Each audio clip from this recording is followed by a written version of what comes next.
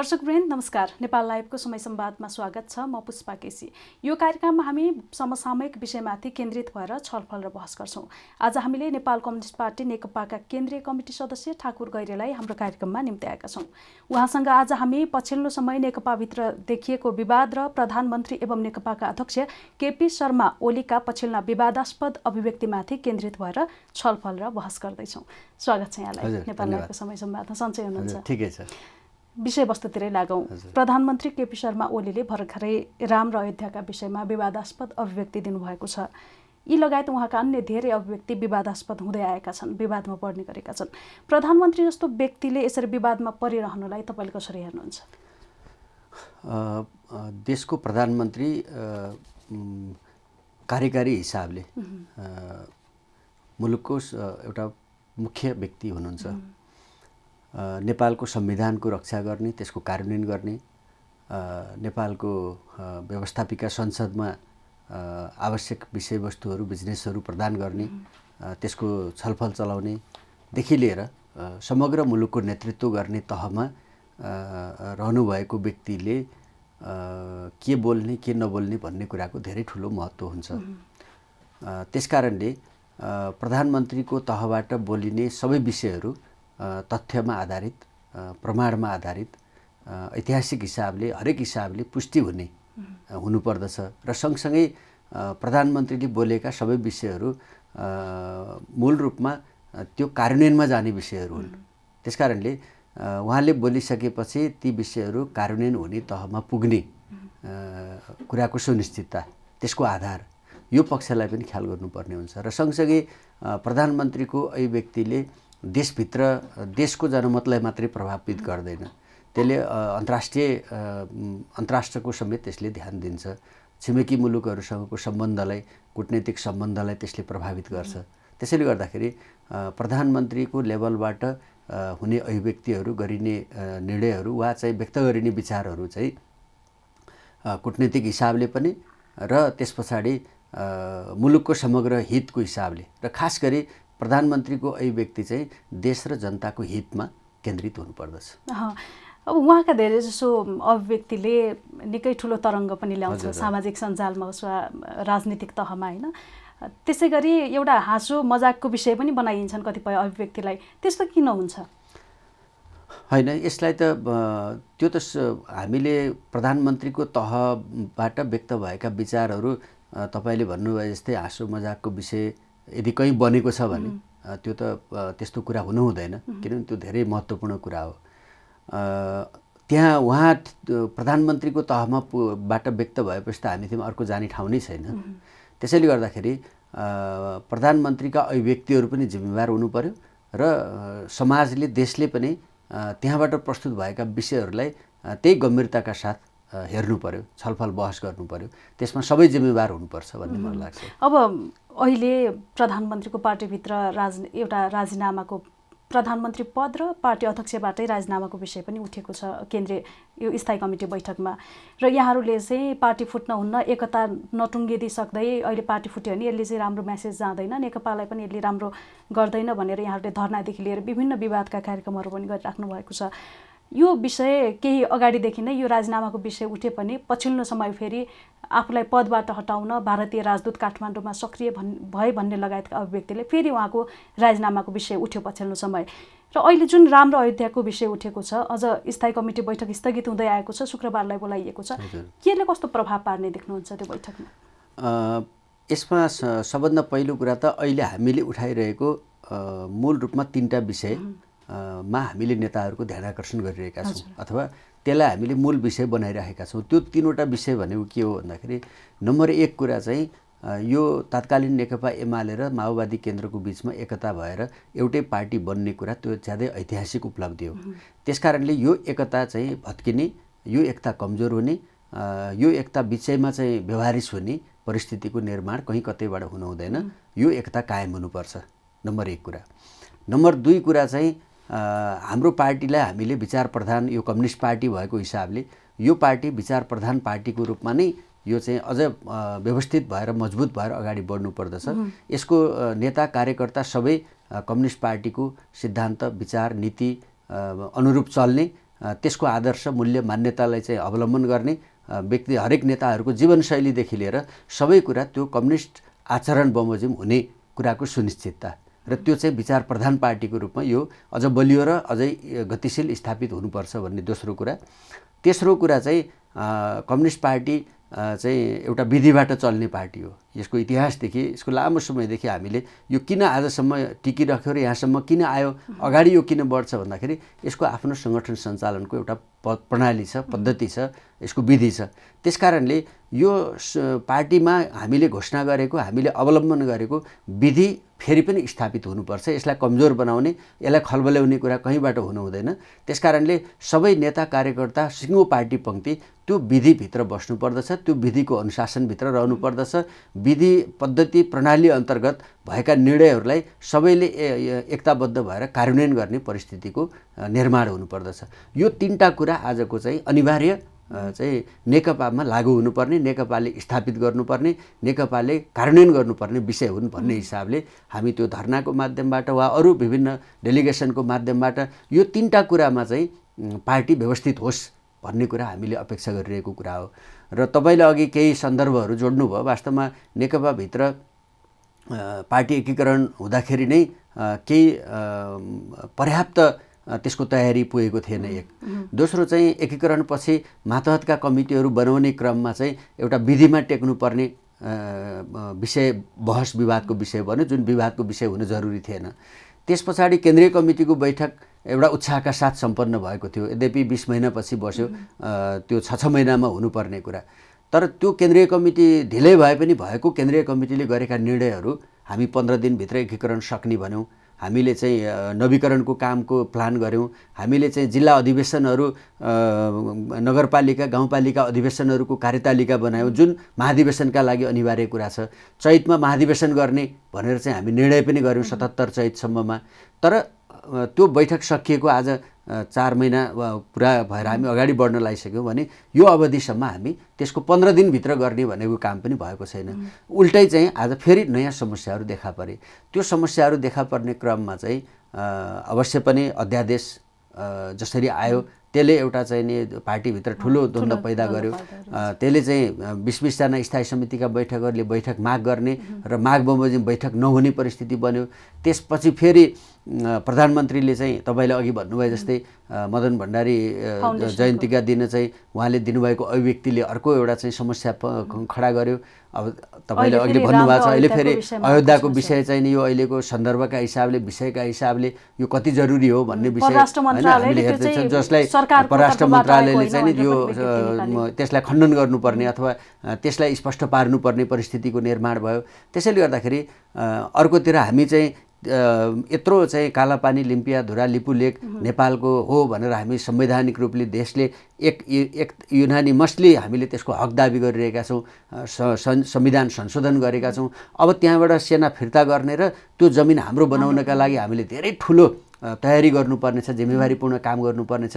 यस्तो बेलामा अरू चाहिँ हल्का फल्का चाहिने टिप्पणीहरू गरेर चाहिँ हामीले परिस्थितिलाई चाहिँ कमजोर बन्ने, नेपालको पोजिसनलाई कमजोर बनाउने, नेपालीहरूको मनोबललाई कमजोर बनाउने, नेपालीहरूको चाहिँ अहिले बनेको युनिटीलाई कमजोर बनाउने कुरा चाहिँ गर्न हुँदैन। त्यस हिसाबले यो अहिले चलिरहेको स्थायी समिति चाहिँ एउटा व्यवस्थित, मर्यादित र चाहिँ विषयवस्तुमा केन्द्रित भएर छलफल गरेर यसले अहिलेसम्म उत्पन्न भएका सबै परिस्थितिहरूलाई पनि सम्हाल्ने, पार्टीको युनिटीलाई चाहिँ नि कायम राखेर अघि मैले भनेका तीनटा कुरामा चाहिँ अब नेकपा त्यो तीनटा काममा चाहिँ दृढतापूर्वक उभियो र यो अगाडि बढ्छ भन्ने सन्देशसहित यो बैठक सकिनु आवश्यक छ।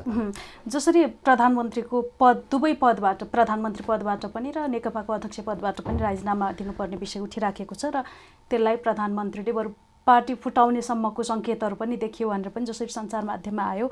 यहाँहरूले कसरी जोगाउन सकिन्छ त यो अहिलेको एकतालाई चाहिँ? अहिलेको त ठुलो सङ्ख्यामा स्थायी कमिटीको धेरै सङ्ख्यामा सदस्यहरू त दुवै पदबाट राजीनामा मागिराख्नु भएको छ। अनि यसमा पहिलो कुरा त हामी केन्द्रीय कमिटीको सदस्य भएको हिसाबले स्थायी समितिको बैठकमा के माग भएको छ, स्थायी समितिभित्र यो विषय कसरी प्रवेश भएको छ भन्ने कुरा हामीले जस्ता तस्तै थाहा पाउने विषय भएन। हामीले मिडियाबाट जे सुनिरहेका छौँ, तपाईँले भनेको कुरा हामीले पनि सुनिराखेका छौँ। र यसमा हामीले चाहिँ पार्टीमा अनेक विषयहरू बैठकका विषयहरू बन्न सक्छन् र त्यो बैठकले चाहिँ छलफल गर्न सक्छ, त्यो उसको काम हो, उसको जिम्मेवारी हो। त्यसैले गर्दाखेरि यहाँ चाहिँ अब हामीले तल चाहिँ हामीले के आग्रह गरिरहेका छौँ भने पार्टी युनिटीलाई बचाउनको लागि, यसलाई अझै बलियो पार्टी बनाउनको लागि आज चाहिँ सडकमा चाहिँ प्रधानमन्त्रीले राजीनामा दिनुपर्छ भनेर सडकमा नारा लाउने अथवा राजीनामा दिनु हुँदैन भनेर सडकमा नारा लाएर कार्यकर्ता चाहिँ विभाजित हुने र विभाजित गर्ने परिस्थिति यो दुःखद कुरा हो। त्यसकारणले हामी के चाहन्छौँ भन्दाखेरि स्थायी समितिभित्र प्रवेश भएको एजेन्डाका आधारमा देशभरिको कार्यकर्तालाई विभाजित गर्ने र आफ्नो पक्षमा खडा हुने र आफ्नो पक्षमा नारा लाउने हिसाबले कुनै पनि गतिविधि नगरौँ। जे विषय बैठकमा प्रवेश भएका छन् ती विषयहरूलाई बैठकभित्र गम्भीरतापूर्वक छलफल गरौँ। पेश भएका विषयवस्तुहरूको औचित्य के हो, आवश्यकता के हो, सन्दर्भ के हो, आजको देशको परिस्थिति के छ, त्यसका आधारमा के गर्न उपयुक्त हुन्छ भन्ने कुरा त्यहाँ निर्णय हुनु पर्यो। त्यसो भयो भने त्यसले चाहिँ पार्टीको मर्यादा पनि कायम गर्छ, त्यसले उपयुक्त निर्णय पनि गर्छ र त्यो भएको निर्णय कार्यान्वयन पनि हुन्छ र जसले गर्दा पार्टीको एकता पनि बच्छ र हामीले भने बमोजिम चाहिँ यो पार्टीलाई बलियो बनाउने र पार्टीको नेतृत्वको यो सरकारलाई बलियो बनाउने हाम्रो जुन उद्देश्य छ त्यो उद्देश्य पनि हामी पुरा गर्न सक्छौँ। यो विषयमा अझ फेरि पछि फर्क्यौँला, अहिले फेरि प्रधानमन्त्रीको अभिव्यक्तितर्फ लागौँ। यो प्रधानमन्त्री पदमा रहेर चाहिँ विवादित अभिव्यक्तिले त्यो पदको गरिमा र विश्वसनीयतालाई पनि त जोगाउनु पर्ला नि अब त? होइन, वास्तवमा चाहिँ म चाहिँ पार्टीको केन्द्रीय कमिटीको सदस्य छु भने मैले के गर्न हुन्छ के गर्न हुन्न भन्ने कुरा चाहिँ व्यक्तिगत रूपले म नै त्यसमा बढी जिम्मेवार हुन आवश्यक छ। मैले गर्ने अभिव्यक्तिका कारणले सिङ्गो पार्टी प्रतिको विश्वास कमजोर बन्ने अथवा जनतामा चाहिँ मप्रति एउटा चाहिँ जनताको मप्रतिको विश्वास कमजोर हुने कुरा चाहिँ म त्यो ठाउँमा केन्द्रीय कमिटीको सदस्य जस्तो चाहिँ ठाउँमा बसेको मान्छेले गर्न हुँदैन। त्यस्तै गरी हरेकले चाहिँ गर्नु हुँदैन। त्यसमाथि पनि प्रधानमन्त्रीको तहबाट गरिने कुराहरू चाहिँ निकै धेरै जिम्मेवारपूर्ण हुन जरुरी छ। प्रधानमन्त्रीका यस्ता अभिव्यक्तिलाई विभिन्न कोणबाट पनि हेरिएको छ। आम मान्छेको चाहिँ यो तत्कालीन समस्याबाट ध्यान पन्छ्याउन पनि यस्ता अभिव्यक्ति आउँछन् भन्ने छ। अर्कोतर्फ चाहिँ आफ्नो पदमाथि आएको सङ्कटको कारणलाई यो आन्तरिक नभएर बाह्य हो भन्ने अनि स्थापित गराउन चाहिँ उहाँका अभिव्यक्ति आउने गरेको पनि कतिपयको भनाइ छ। तपाईँ कसरी हेर्नुहुन्छ यसलाई? तपाईँ सहमत हुनुहुन्छ कि? होइन, यसमा चाहिँ म वास्तवमा चाहिँ अहिले आएर हामी देशभित्र हामीले नेपाल भारतको बिचमा हामीले अहिले सबभन्दा प्राथमिकताका साथ गर्नुपर्ने काम भनेको चाहिँ कालापानीबाट भारतीय सेना फिर्ता गर्ने र त्यो लिपुलेख सहितको जमिन नेपालको बनाउने आजको एक नम्बर प्राथमिक काम त्यही हो। जस्तो त्यतिखेरै चाहिँ त्यो विषय हामीले अस्ति संसदबाट जे काम गऱ्यौँ त्यो गर्दाखेरि हामीले सुस्तालाई पनि त्यसमा समावेश गरेनौँ, किनभने त्यो आजको एक नम्बर कुरा हो। सुस्ता पनि समस्या उत्तिकै छ नि त, सुस्ताको जमिन हामीले फिर्ता गर्नुपर्नेछ। अरू ठाउँहरूमा पनि सीमा अतिक्रमणका विषयहरू छन्। त्यसकारणले आजको नेपाल भारतको बिचको चाहिँ उसमा लामो समयदेखि हामीले विषय बनाउँदै आएको, आज देशमा राष्ट्रिय सहमति समेत भएको र हामीले चाहिँ संविधान संशोधन समेत गरेर त्यसमा हामीले औपचारिक रूपले हाम्रो हक दाबी गरिरहेको अवस्थामा अब अहिले नेपालले गर्ने कुनै पनि नेपालको तर्फबाट हुने गतिविधि, नेपाल सरकारको तर्फबाट हुने गतिविधिले त्यो काम चाहिँ कमजोर, त्यो काम ओझेलमा पर्ने अथवा त्यसमा हामीले उठाएका विषयवस्तुहरू चाहिँ त्यसप्रतिको हाम्रो अडान कमजोर हुने कुरा चाहिँ कहीँ कतैबाट हुँदैन। अब जस्तो अहिले भन्नुहोस् न, तराईमा चाहिँ भारतले बाँधेको बाँधका कारणले आज सिङ्गो तपाईँसँग अहिले कुरा गरिरहँदाखेरि नेपालको सिङ्गो तराई चाहिँ जलाशयमा परिणत भएको छ। त्यसको बढी पानी आएको पनि एउटा कुरा होला, तर त्यसको मूल कारण भनेको चाहिँ भारतले 10 गजा क्षेत्रमा कहीँ बाटो बनाउने नाममा, कहीँ के बनाउने नाममा, कहीँ विकासका अरू परियोजना बनाउने नाममा उसले बाँध बनाइराखेको छ, जसले गर्दा यताबाट गएको पानी सबै त्यहाँ ठोक्किन्छ र सिङ्गो तराई डुबानमा परिणत भएको छ।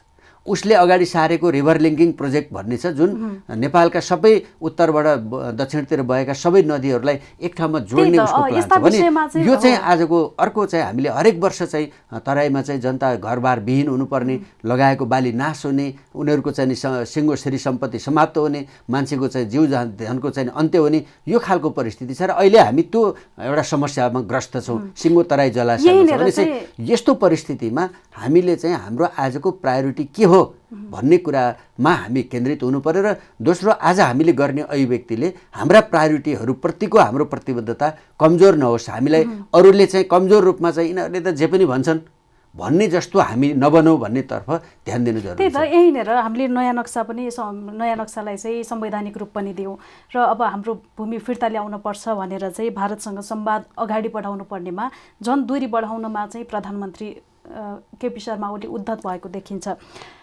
किन यो प्रयासरत नभएको उहाँ भूमि फिर्ता ल्याउन वार्तामा बस्नलाई चाहिँ? होइन, त्यो प्रयत्न त सरकारले गरिराखेको छ, त्यसमा प्रयत्न गरेका छैन भन्नु मिल्दैन। तर अहिले चाहिँ नि यो अहिले आएर चाहिँ जुन यो अस्ति अयोध्याको प्रकरणमा चाहिँ जे कुरा अहिले व्यक्त प्रधानमन्त्रीबाट भयो त्यसले जुन परिस्थिति निर्माण गरेको छ, यद्यपि त्यसलाई सरकारले नै त्यसको चाहिँ स्पष्टीकरण दिइसकेको छ होइन। परराष्ट्र मन्त्रालयले वक्तव्य जारी गरेर एउटा चाहिँ आफ्नो तर्फबाट क्लियर गर्नुपर्ने कुरा गरिसकेको छ। तर त्यो परराष्ट्र मन्त्रालयले त्यो क्लियरेन्स गरेर पनि त्यसले चाहिँ उत्पन्न प्रतिक्रिया चाहिँ बन्द भएको छैन होइन। त्यसले हामीप्रति हेर्ने दृष्टिकोण चाहिँ एउटा ज्यादै कमजोर तरिकाले हामीलाई हेर्न सक्ने सम्भावना यसले वृद्धि गरिरहेको छ। त्यसैले गर्दाखेरि यो जे भएको छ यसलाई हामीले चाहिँ तत्काल न्यूनीकरण गर्न त्यसमा सबैलाई चाहिँ यो कुराबाट हामी चाहिँ फेरि नेपाली जनता चाहिँ यो प्रधानमन्त्रीको यो चाहिँ अयोध्यासँग जोडिएको विषयसँग केन्द्रित भएर नेपालीहरू फेरि यसैमा विभाजित हुने, यसमा चाहिँ नि पक्ष र विपक्ष भएर बहस गर्ने, एकले अर्कोलाई चाहिँ नि के छ भन्दाखेरि लान्छित गर्ने हिसाबले बहस गरेर हामी चाहिँ हाम्रा जे महत्त्वपूर्ण प्राथमिकता हुन् ती विषयहरूमा केन्द्रित हुनुपर्नेमा हामी यो विषयमा विवादित भएर हाम्रो त्यो प्राथमिकता कमजोर हुने कुरा चाहिँ हुनु हुँदैन। फेरि अगाडिकै प्रश्नमा जाउँ, यो मान्छेको तत्कालीन समस्याबाट ध्यान पन्छाउन र यो अहिले जुन सङ्कटका कारणहरू आएका छन् ती कारण चाहिँ आन्तरिक नभएर बाह्य हो भनेर स्थापित गर्नलाई नै प्रधानमन्त्रीका यस्ता अभिव्यक्ति आएका हुन्? होइन, उहाँले त्यो के उद्देश्यका साथ भन्नुभयो, उहाँको मनसाय के थियो, अब त्यो चाहिँ अहिले प्रष्ट भइसकेको छैन। तर अब परराष्ट्र मन्त्रालयले त्यो वक्तव्य निकालेपछि त्यसमा चाहिँ नि त्रुटि भयो भन्ने कुरा स्वीकार भयो भन्ने कुराको महसुस भएको भन्ने बुझ्न सकिन्छ। त्यो के हो होइन, त्यसमा चाहिँ पछि थाहा होला। तर म यति कुरा भन्छु कि योभन्दा अगाडि चाहिँ भारतीय राजदूत आफूलाई हटाउन सक्रिय भएको काठमाडौँमा भनेर जसरी अभिव्यक्ति आयो त्यसलाई कसरी लिन सकिन्छ? होइन, त्यो विषय त त्यो अभिव्यक्ति वास्तवमा त्यसले चाहिँ स्थायी समितिको बैठक नै आज जसरी एउटा विषय बैठक चाहिँ आज बस्न नसक्ने, आज यत्रो लामो समयसम्म बैठक चाहिँ निरन्तर चल्न नसक्ने जुन परिस्थिति बन्यो त्यो त उहाँको त्यो चाहिँ मदन भण्डारी फाउन्डेसनमा गर्नुभएको अभिव्यक्ति नै त्यसको कारण हो भन्ने कुरा त हामीले बुझिराखेकै कुरा छ। त्यसैले गर्दाखेरि यसमा चाहिँ फेरि पनि म के आग्रह गर्न चाहन्छु भने हामी हाम्रा कामहरू हाम्रा अभिव्यक्तिहरू देश र जनताको पक्षमा केन्द्रित हुन जरुरी छ। त्यसका लागि हामी आज नेपाल कम्युनिस्ट पार्टीको आज यसले प्राप्त गरेको उचाइ, नेकपाले प्राप्त गरेको सफलता अथवा नेपाली जनताको नेकपाप्रतिको विश्वास जुन रूपमा प्रकट भयो त्यो कुराबाट आतंकित भएका अथवा यसलाई भत्काउन चाहेका अथवा यसबाट चाहिँ बेखुस भएकाहरूलाई हामीले अहिले गर्ने गतिविधिहरूले मलजल पुग्ने कुरा चाहिँ हुनु हुँदैन। अब फेरि अगाडि त्यो राम्रो अयोध्याको विषयमा हो कि एउटा नेपाल र भारतबीच राजनैतिक तहमा माथिल्लो तहमा विवादहरू भए पनि होइन एउटा जनताको स्तरमा चाहिँ जनस्तरमा सम्बन्ध राम्रो भएको देखिन्छ। तर यस्ता आस्थासँग जोडिएका विषयले चाहिँ यो दुई देशका जनता बीचको सम्बन्धलाई कतातिर लैजाने देख्नुहुन्छ? खलबल ल्याउन पनि सक्छ होला? एउटा हाम्रो चाहिँ सांस्कृतिक हिसाबले हरेक वर्ष रामनवमीमा चाहिँ भारतबाट चाहिँ जन्ती आउने अनि जानकी मन्दिरमा चाहिँ जन्ती पर्छिने, स्वागत सत्कार गर्ने अनि त्यहाँ चाहिँ विवाह उत्सव सम्पन्न गर्ने र जन्ती फर्किने एउटा सांस्कृतिक हिसाबले एउटा दुई देशको बिचमा एउटा हिस्टोरिकल इभेन्टको रूपमा लामो समयदेखि हामीले गर्दै आइरहेका छौँ। र अरू हिसाबले पनि हाम्रा सामाजिक सांस्कृतिक सम्बन्धहरू चाहिँ नेपाल भारतको बिचमा छन्। हामी नेपाली दाजुभाइ दिदीबहिनीहरू भारतका विभिन्न मठ मन्दिरमा गएर पुजारी बनिराख्नु भएको छ। भारतका नागरिकहरू हाम्रो पशुपति लगायत विभिन्न ठाउँमा चाहिँ पुजारीको रूपमा रहेर काम गरिराख्नु भएको छ। यी यस्ता सम्बन्धहरू चाहेर नचाहेर विभिन्न हिसाबले विकसित हुँदै हामी यहाँसम्म आएका छौँ भने हामीले ती सम्बन्धहरूलाई नेपालको हितमा कसरी आगामी दिनमा व्यवस्थित बनाउन सकिन्छ ती सम्बन्धहरूलाई नेपाल र नेपालीको हितमा थप प्रभावकारी कसरी बनाउन सकिन्छ, जसले गर्दाखेरि हाम्रो चाहिँ नि सम्प्रभुता अझ बलियो होस्, हाम्रो स्वाभिमान अझ बलियो होस्, हाम्रो देश र हामी नेपाली जनताको हित अझ बढी सुनिश्चित होस्। यो कुराका निम्ति हाम्रा चाहिँ अभिव्यक्तिहरू, हाम्रा चाहिँ प्रस्तुतिहरू, हाम्रा निर्णयहरू तथ्यमा आधारित,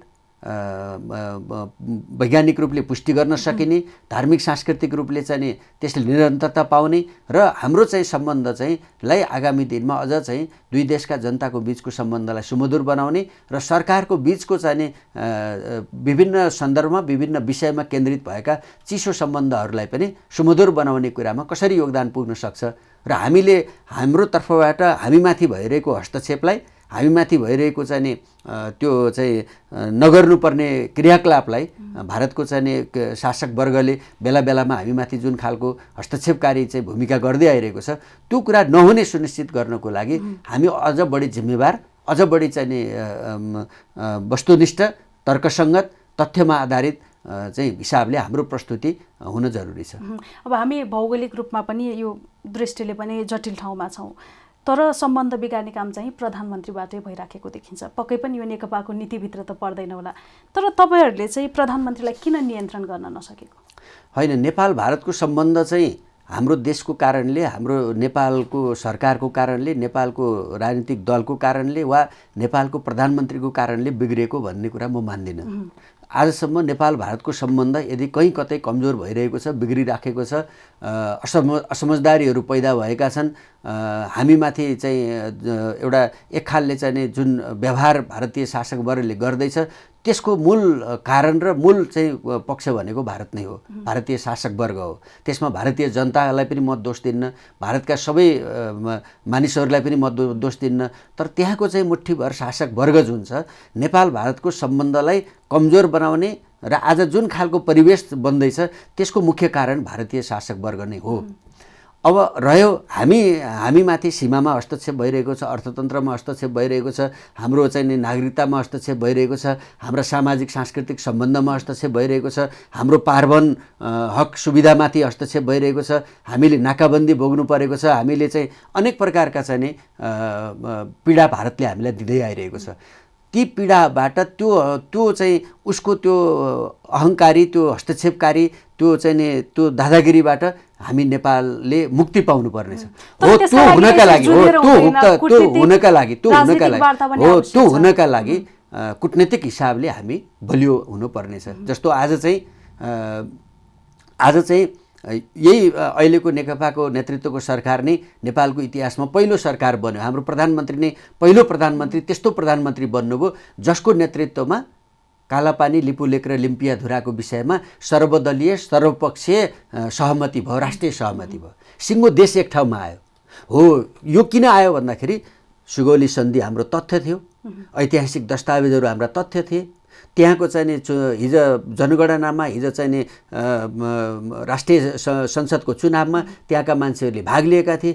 यी सबै लामो हामीले चाहिँ 30-40 वर्षदेखिको मेहनतबाट हामीले चाहिँ कलेक्सन गर्दा गर्दा, बहस अध्ययन अनुसन्धान गर्दा सिङ्गो देश नेपाल एक ठाउँमा आयो कि अब भारत हामीसँग भएका तथ्य प्रमाणका सामनेमा भारतले हाम्रोभन्दा बलियो डकुमेन्ट पेश गर्न सक्दैन। यो आधार तयार भएपछि हाम्रो देश एक ठाउँमा भयो। यो धेरै ठुलो उपलब्धि हो।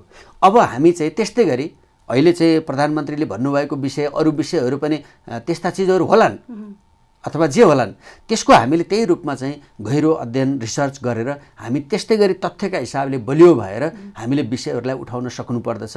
हामीले विषय उठाएर हामी थप हल्का हुने परिस्थिति बन्नु हुँदैन र भारतबाट हामी जुन थिचिँदै मिचिँदै आइरहेका छौँ त्यसबाट नेपाललाई सम्पूर्ण रूपले मुक्त गर्नको लागि आज जुन परिस्थिति बनेको छ त्यो परिस्थितिलाई कमजोर बनाउनेतर्फ हामी कसैको पनि त्यही देखियो। अहिले त नागरिकहरूले प्रधानमन्त्रीकै कुरामा विश्वास गरिराखेका छैनन्। जुन राम्रो अयोध्याको विषयको कुरा गर्नुभयो, एउटा प्रधानमन्त्रीकै कुरामा विश्वास नमानेर उडाइराखेका छन्, हाँसी मजाकमा लिएका छन् यो विषयलाई। यो त गम्भीर विषय हो। यहाँले यस्ता विषयलाई त नियन्त्रण गर्नुपर्ला। त्यसमा स्वयं हामीले नियन्त्रण भन्दा पनि हिजै सरकारले नै त्यसमा एउटा स्टेप चालेको छ हैन। त्यसमा भाषा जस्तो जे लेखिएको भए पनि त्यसको स्पिरिट हामीले बुझ्न सक्छौँ कि त्यो प्रधानमन्त्रीले बोल्नु भएको लगत्तै परराष्ट्र मन्त्रालयले वक्तव्य निकाल्नु पर्यो भन्नुको अर्थ त्यसलाई हामीले चाहिँ सकारात्मक रूपले लियौँ। अब यसैमा फेरि थप चाहिने विवाद सिर्जना गरेर थप बहस सिर्जना गरेर यसको पक्ष विपक्षको मान्छे भएर हामीले परिस्थितिलाई थप बिगार्नेतर्फ नजाउँ। यसलाई चाहिँ यसबाट हामी सम्हालिएर हामी जुन काममा केन्द्रित हुनुपर्ने हो त्यो काममा केन्द्रित भएर अगाडि बढौँ भन्ने कुरा म अपिल गर्छु। अब स्थायी कमिटी बैठकतर्फ लागौँ। शुक्रबारका लागि सम्मका लागि स्थगित भएको छ, करिब 1 हप्ता अब 2 गते हजुर 1 हप्तादेखि चाहिँ बस्न सकेको छैन स्थायी कमिटी बैठक।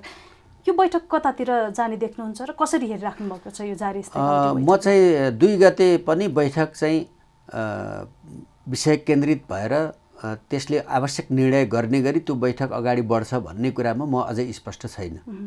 मलाई आज पनि यो बैठक फेरि पनि स्थगित हुन सक्छ भन्ने सम्भावना देख्छु म। तर म चाहन्छु त्यस्तो नहोस्। दुईटा अध्यक्षको बिचमा चाहिँ यो बिचमा आज र भोलिको समय छ, यो बिचमा चाहिँ अध्यक्षहरूको बिचमा व्यवस्थित छलफल होस्। एउटा अध्यक्षहरूको बिचमा त्यो अहिले उठेका तमाम प्रश्नहरूमा चाहिँ स्थायी समितिमा एउटा चाहिँ दुईटाको साझा प्रस्ताव लिएर स्थायी समितिमा जाने परिस्थिति बनोस्। हामीले त अझै आवश्यक पर्छ भने केन्द्रीय कमिटीको बैठकको माग गर्ने पनि हामीले तयारी गरिराखेका छौँ। भनेपछि त्यसको उद्देश्य हामी चाहिँ यो पार्टीलाई एकताबद्ध बनाउने कुरामा हाम्रो पनि योगदान हामी गर्न चाहन्छौँ। आम नेपाली जनताले पनि त्यो योगदान गर्न चाहन्छ। त्यसैले गर्दाखेरि दुईटा अध्यक्षको बिचमा व्यवस्थित विषय केन्द्रित छलफल होस्। सकेसम्म एजेन्डा र त्यसबाट निकाल्ने निष्कर्ष पनि दुईटा अध्यक्षको बिचमा सहमति होस् र बैठकमा उहाँहरू सहमतिका साथ जानुहोस्। यदि त्यसको निष्कर्षमा दुईटा अध्यक्षको बिचमा सहमति हुन सकेन भने पनि उहाँहरूले आफ्ना जे विषयहरू हुन्, आफ्ना मान्यताहरू हुन्, आफ्ना चाहिँ अडानहरू हुन्, ती अडानहरूलाई बैठकमा राख्ने र बैठकलाई आफूले आफ्नो चाहिँ मान्यता अनुरूप बैठकलाई कन्भिन्स गर्ने हिसाबले नेताहरूको प्रस्तुति होस् र त्यो स्थायी समितिको बैठकलाई विश्वासमा राखेर, स्थायी समितिका नेताहरूलाई विश्वासमा राखेर चाहिँ पार्टीले एउटा युनानिमस एउटा एकताबद्ध निर्णय गर्न सकोस्, जसले गर्दाखेरि आज नेकपाको जीवनमा चाहिँ मडारिएको कालो बादल चाहिँ फाट्नेछ र त्यसले फेरि उज्यालो दिन्छ र हामी अगाडि बढ्छौँ। यो पार्टी फुट्ने निकै चर्चा चल्यो र अहिले पनि चलिराखेको छ। यो फुटकै चर्चा चल्ने गरी पार्टीमा कसरी यो समस्या आयो? अनि यो चाहिँ अहिले एकाएक उत्पन्न भएको समस्या होइन।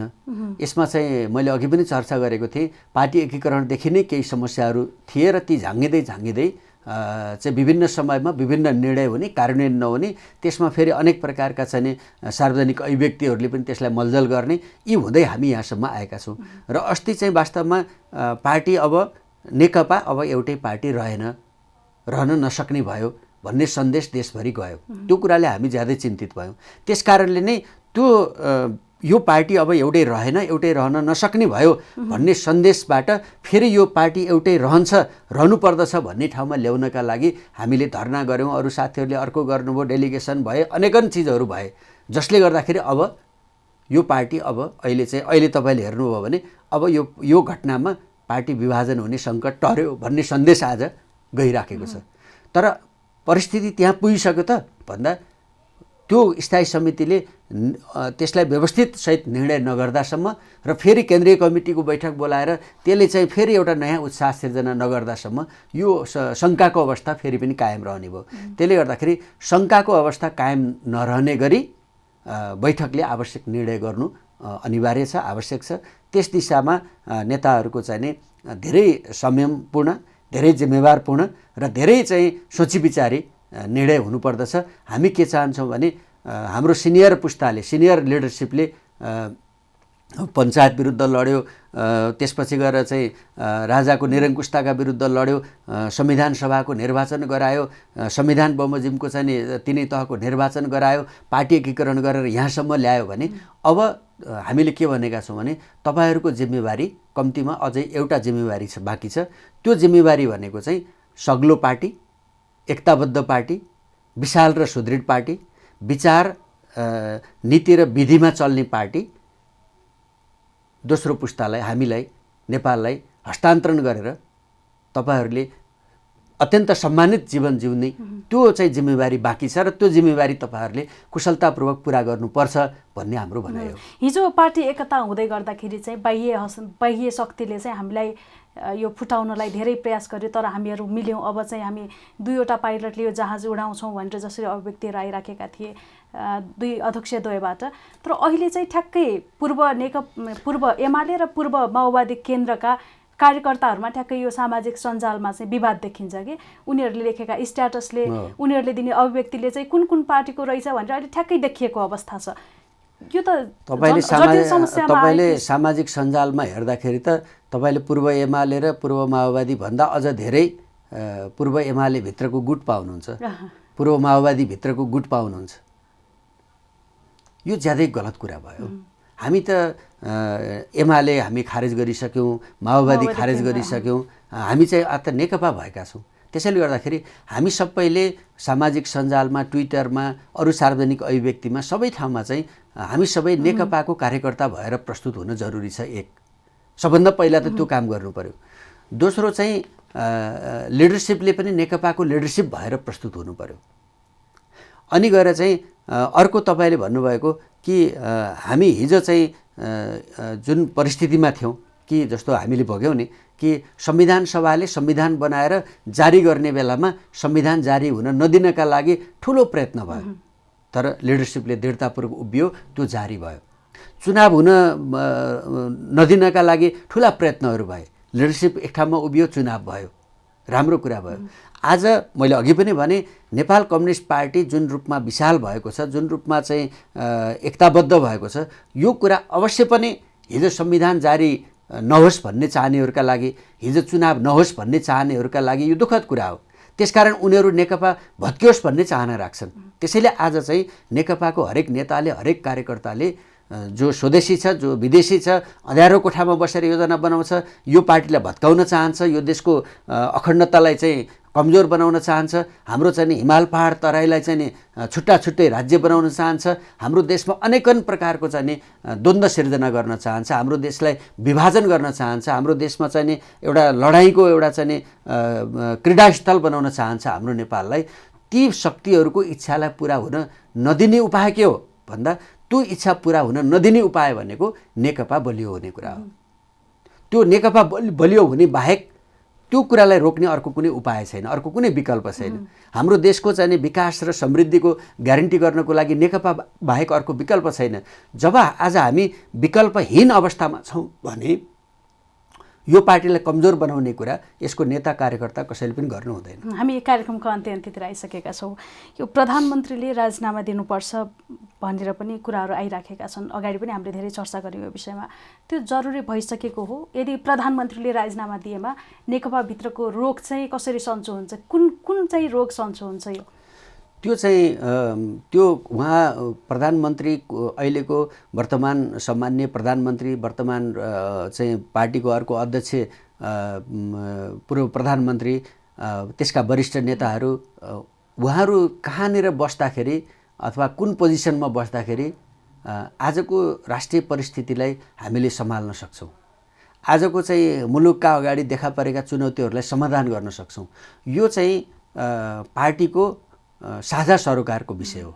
हामी सबै कार्यकर्ताहरूको साझा सरोकारको विषय हो।